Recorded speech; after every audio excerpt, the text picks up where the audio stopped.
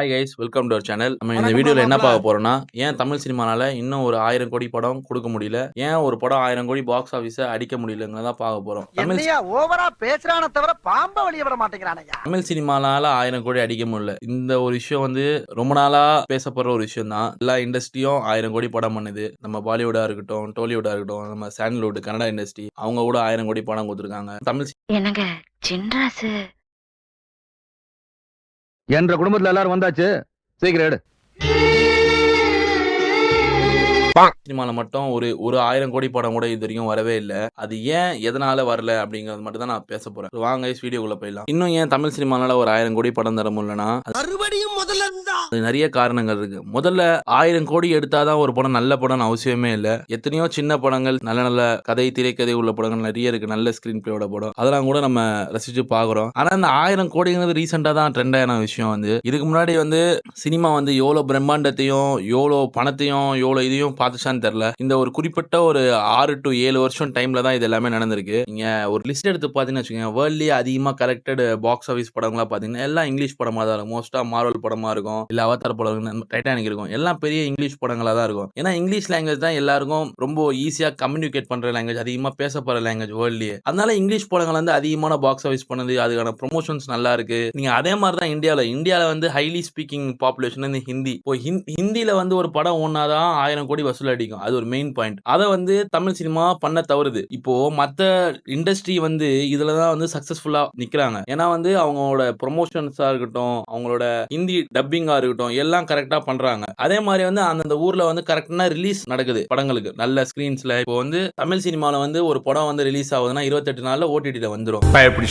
ஆனா இதுவே ஒரு பேன் இந்தியா படமாவும் இருக்கட்டும், எந்த படமாவும் 28 நாள்ல ஓடிடில வந்து எல்லாம் டெக்னாலஜி. விடாமுயற்சி தான் ரிலீஸ் ஆச்சு. Feb 6க்கு ரிலீஸ் ஆச்சு. மார்ச் 3க்கு ஓடிடில வந்துருச்சு. கரெக்டா ஒரு மாசத்துல வந்துருச்சு. அதே மாதிரி தான் லியோ படமும் வந்தது, ஜெயிலர் படமும் வந்தது, விக்ரம் படமும் வந்தது. எல்லா தமிழ் சினிமாவோட ஒரு பேன் இந்தியா படம் சொல்லி ரிலீஸ் ஆகிற எல்லா படமும் 28 நாள்ல ஓடிடில வந்துருச்சு. ஆனா இதுவே நீங்க பாலிவுட்ல படங்களை எடுத்து பாருங்க, அங்க 40 நாள் 2 மாசம் கழிச்சு தான் வந்து ஓடிடில படம் வரும். ஏன்னா அங்க யாரும் தியேட்டர்ஸ் தர மாட்டாங்க படம் ரிலீஸ் பண்றதுக்கு. ஏன்னா local theatres, single screen theatres மட்டும் தான் அங்க அவைலபிளா இருக்கும். அந்த தியேட்டர்ல மட்டும் தான் படம் வரும். இந்த மால்ஸ்ல இருக்க பிவிஆர் இருக்கட்டும், ஐமேக்ஸ் இருக்கட்டும், எந்த படம் ஸ்ட்ரீம் கூட ஆகாது. ஸ்கிரீனிங்கே தர மாட்டாங்க எந்த படத்துக்கும். ஏன்னா வந்து 28 நாள்ல ஓடிடி வர படத்துக்கு நாங்களாம் ஸ்ட்ரீமே பண்ண மாட்டோம். அங்க ஒரு ரூலே இருக்கு நார்த் இந்தியால. அங்க வந்து அவங்க 2 மாசம் கழிச்சு தான் அங்க 2 மாசம் தியேட்டர்ல படவோட பாக்ஸ் ஆபீஸ் வரும்னு சொல்லி அங்க ஒரு சிஸ்டம் இருக்கு. அந்த சிஸ்டம்க்கு நம்ம அடாப்ட் ஆக மாட்டோம். 28 நாள்ல நல்ல பட்ஜெட் ஒரு 100 கோடி ரூபாய் தராங்களா ஓடிடி, சரி ஓடிடி படத்தை தட்டி விட்டுருவோம். ஹிந்தில 100 கோடி ரூபாய் கலெக்ஷன் ஆகுதோ இல்லையோ, ஆகுமான்னு தெரியாது, அவனுங்க பாப்பாங்களா இல்லையான்னு தெரியாதுன்னு சொல்லி அந்த மாதிரி பண்ணிடுறாங்க. அந்த மாதிரி பண்ணா எப்படி தமிழ் சினிமால 1000 கோடி அடிக்க முடியும்? அதே மாதிரி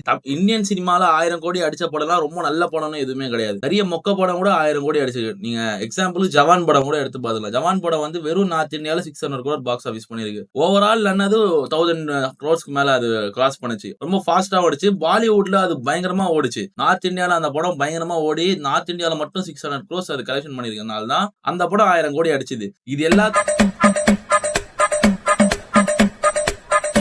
எல்லாத்துக்கும் விதை யார் போடுறதுன்னு பார்த்தா, இந்தியால வந்து முதல் 1000 கோடி படம் கொடுத்தது வந்து நம்ம அமீர் கான் தான். தங்கல் படம் தான் இந்தியாவோட முதல் 1000 கோடி படம். 2000 கோடி படமும் தங்கல் தான். அதே மாதிரிதான் வந்து ஒரு நல்ல கண்டென்ட் ஓரியன்டட் சினிமா 1000 கோடி அடிக்குதுன்னா ரொம்ப நல்ல விஷயம். அந்த மாதிரி கண்டென்ட் ஓரியன்டட் சினிமா 1000 கோடி அடிச்சது ரொம்ப ரேர் தான். இந்த படம் ஃபர்ஸ்ட் படம் ரொம்ப நல்லா அடிச்சது. அதுக்கு அடுத்த படங்கள் எல்லாம் கமர்ஷியல் படங்கள் தான்.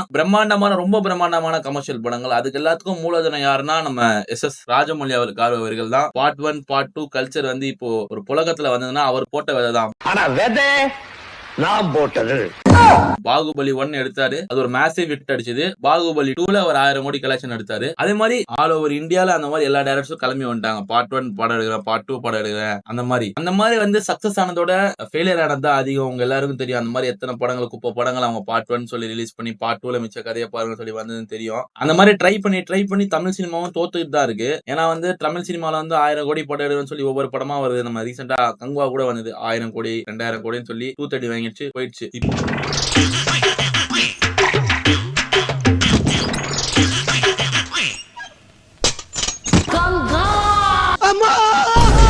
இப்போ வந்து வந்து தமிழ் சினிமால வந்து என்ன ஒரு பிரச்சனைனா வந்து விஜய் நடிகிற படமாரோட ரஜினி நடிகிற படமாரோட பெரிய ஸ்டார்டம்ல இருக்க ஆக்டர்ஸ் நடிகிற படம் மட்டும்தான் ஒரு பேன் இந்தியா ரிலீஸ்க்கே முன் வராங்க. ப்ரொடக்ஷன் ஹவுஸா இருக்கட்டும், யாரானாலும் இருக்கட்டும். இப்ப அனிருத் மியூசிக் டைரக்டரா போட்டு ஒரு விஜயோ அஜித்தோ ரஜினியோ யாரோ ஒருத்தவங்க ஹீரோவா போட்டு அது ஒரு பேன் இந்தியா படம் ரிலீஸ் பண்ணலாம், லோகேஷ் கனகராஜ் டைரக்டர் அது ஒரு பேன் இந்தியா படம் ரிலீஸ் பண்ணலாம்னு சொல்லி பிளான் பண்ணி ஒவ்வொரு படமா ரிலீஸ் பண்றாங்க. இப்போ ஒரு பெரிய ஹீரோ நடிக்கிறாரு அதனால அது ஒரு பேன் இந்தியா படம் அப்படிலாம் இல்ல. யார் நடிச்சாலும் அது ஒரு எல்லா லாங்குவேஜ்ல ரிலீஸ் பண்றாங்களா, கரெக்டா ப்ரொமோஷன் பண்றாங்களா, அதுவே ஒரு பேன் இந்தியா படம் தான். இப்போ காந்தாரான்னு ஒரு படம் வந்தது கனடால இருந்து.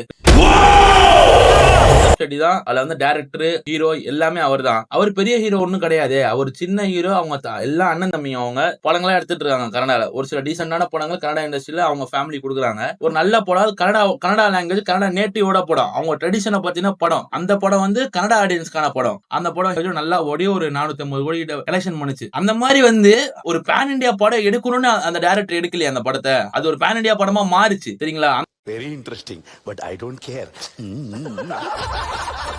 இந்த மாதிரி எத்தனையோ படங்கள் நல்ல நல்ல படங்கள் பேன் இந்தியா படம் மாதிரி மாறி இருக்கு. நம்ம மஞ்சள் பாய்ஸை கூட எடுத்துக்கலாம். அந்த படம் எவ்வளவு பெரிய ஹிட் ஆகும் அவங்க கூட நினைச்சிருக்க மாட்டாங்க. அவ்வளவு பெரிய ஹிட் ஆச்சு மலையாளத்துல, தமிழ்ல என்ன ஹிட் ஆச்சு, அந்த மாதிரி நல்லா ஹிட் ஆகி ஓடிச்சு அந்த படம். 1000 கோடி ஹிட் அடிக்கிற கேப்பபிலிட்டியோட இண்டஸ்ட்ரி இல்ல மலையாள இண்டஸ்ட்ரி. ஆனா தமிழ் இண்டஸ்ட்ரி கிட்ட அந்த கேப்பபிலிட்டி இருக்கு. மலையாள இண்டஸ்ட்ரி வந்து நல்ல ஒரு தரமான படங்களை கொடுக்க மலையாள இண்டஸ்ட்ரி மாதிரி இந்தியாவில் ஒரு இண்டஸ்ட்ரி இருக்கான்னு எனக்கு தெரியல. மலையாள industry one of the best industry in India in film making. ஏன்னா அந்த காசு பட்ஜெட் அதை பத்தி ஒரு மயிரும் கண்டுக்கிறது இல்ல அவங்க. தமிழ் சினிமானால இந்த அசிங்கத்தை தாங்க முடியல நான் நினைக்கிறேன். ஏன்னா எவ்வளவு பெரிய ஸ்டாரு, எவ்வளவு சேலரி வாங்குறாங்க, இது பண்றாங்க அது பண்ண தமிழ் சினிமா மேல ஒரு கிரிட்டிசிசம் வரும். 1000 கோடி படம் இன்னும் தரலன்னு சொல்லி மத்த ஸ்டேட்காரன் கலைஞர்னால வேணா இப்படி இருக்கலாம். ஏன்னா தமிழ் சினிமானால அதெல்லாம் கண்டிப்பா பண்ண முடிஞ்சிருக்கும். தவறிட்டாங்கன்னு தான் நான் சொல்லுவேன். ஏன்னா அந்த மாதிரி படங்கள் வந்தது. ஏன் விக்ரம் படம் கூட ஒரு 1000 கோடிக்கான படம் மாதிரி தான். தமிழ் சினிமாவோட ஹையஸ்ட் பாக்ஸ் ஆபீஸ் படம் அது அந்த வருஷத்தோடது. 450 crores கிட்ட பாக்ஸ் ஆபீஸ் பண்ணுச்சு. ஹிந்தில வந்து ஈவன் ஓன் டப்பிங்ல கமல் சார் வாய்ஸ்ல ஃபயத் ஃபாதில் வாய்ஸ்ல பேசியிருந்தாலும்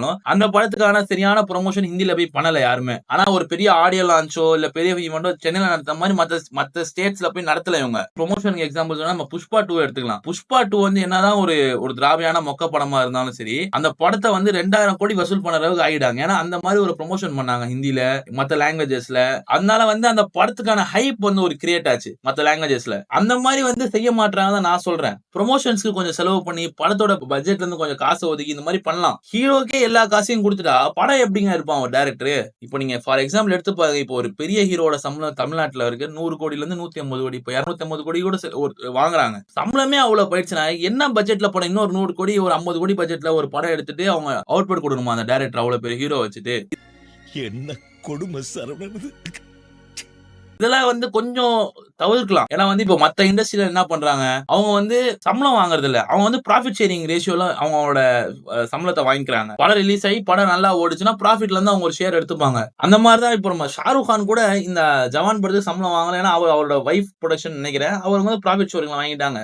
இப்போ வந்து எத்தனையோ படங்கள் இப்போ பிரபாஸ்லாம் வந்து பாகுபலி முன்னாடி நம்ம யாரு பிரபாஸ்னே தெரியாது. அவ்வளவு பெரிய ஸ்டார் இல்ல, எதுவுமே இல்ல பிரபாஸ். அந்த படம் தான் பிரபாஸ் ஸ்டார் ஆக்குச்சு. அந்த படம் தான் பிரபாஸ் ஒரு பேன் இந்தியா ஆக்டர் ஆக்குச்சு. நடிக்கிற படம் இப்ப பேன் இந்தியா படமா மாறிச்சு. அவருக்கு அந்த படம் நடிக்கும் போது அவர் பேன் இந்தியா ஸ்டார் இல்ல ஒண்ணு இல்ல, அந்த படம் பேன் இந்தியா படமா மாறிச்சு. அந்த மாதிரி தரமான படம் தான் கொடுக்கணும்னு சொல்றேன். ஒரு படம் வந்து பேன் இந்தியா படமா மாறணும். நீங்க பேன் இந்தியா படம் எடுக்கிறன்னு எடுத்து மொக்கம் வாங்க கூடாது. இப்போ இந்த பிரச்சனை தான் இங்க தமிழ் சினிமாலயும் வருது. தமிழ் சினிமா என்னைக்கு அந்த ஓடிடி ரூலை மாத்தி 28 நாள்ல இருந்து 40 நாள் 2 மாசம் கழிச்சு ஓடிடில வருதுன்னு சொல்லி ஒரு அக்ரிமெண்ட் மாதிரி போட்டு ஹிந்தில வந்து மல்டிபிளெக்ஸ்ல ஒவ்வொரு படமும் ரிலீஸ் ஆனி நல்ல ப்ரொமோஷனுக்கு செலவு பண்ணி நல்ல தரமான ஸ்கிரீன் பிளே நல்ல தரமான ஒரு படமா வந்ததுன்னா மட்டும்தான் தமிழ் சினிமால ஒரு 1000 கோடி அடிக்கும். அது மட்டும் தான் ஒரே வழி. ஏன்னா வந்து 1000 கோடி இப்போ நான் அதான் சொல்றேன். 1000 கோடி அடிச்ச படம் மட்டும் தான் நல்ல படம் நான் சொல்ல, எப்பவுமே சொல்ல. எத்தனையோ 1000 கோடி அடிச்ச படம் நல்லா இல்ல. இப்போ நான் அனிமல் படம் கூட தான் ஒரு படம் 1000 கோடி அடிச்சது. அந்த படத்துல என்னதான் ஆக்ஷன் நல்லா இருந்தாலும் அந்த படத்துல விமனை எவ்வளவு கேவலமா காட்டியிருக்காங்க. ஆனா அந்த படத்துல ரசிச்சு பாக்குறாங்க ஆளுங்க. அந்த மாதிரி படம் எல்லாம் கூட 1000 கோடி அடிக்கும் போது தான் ஹிந்தி ஆடியன்ஸ் மைண்ட் செட் அவ்வளவுதான்.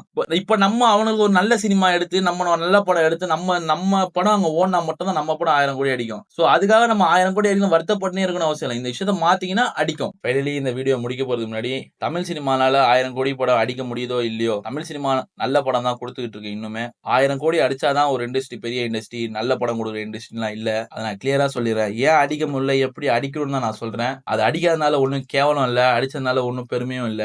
அதே மாதிரி சிறந்த படங்கள் கண்டிப்பா தமிழ் சினிமால இன்னும் வரும். நல்ல படங்கள் வருது. அந்த படங்களுக்கு தேவையான மரியாதையும் சின்ன படங்களுக்கு தேவையான சப்போர்ட்டும் ஆடியன்ஸ் பார்த்து கொடுக்கணும்னு நான் விருப்பப்படுறேன். அதே மாதிரிதான் வந்து தமிழ் சினிமால 1000 கோடி அடிக்கணும் எந்த ஒரு கவலையோ எந்த ஒரு இதுவும் நமக்கு தேவையில்ல. கண்டிப்பா கூடிய சீக்கிரத்துல ஏதாவது ஒரு படம் அடிக்கணும் எனக்கு நம்பிக்கை இருக்கு. இந்த வருஷத்துல இல்ல அடுத்த வருஷத்துல அடிக்கணும்னு நான் நம்புறேன். அவ்வளவுதான் guys இந்த வீடியோ. தேங்க்ஸ் ஃபார் வாட்சிங். நம்ம புதுசா இன்ஸ்டாகிராம் பேஜ் ஆரம்பிச்சிருக்கோம். டிஸ்கிரிப்ஷன்ல அந்த பேஜோட லிங்க் இருக்கு. ஸோ அங்கேயும் போய் உங்க சப்போர்ட் தெரிவிங்க. தேங்க்யூ.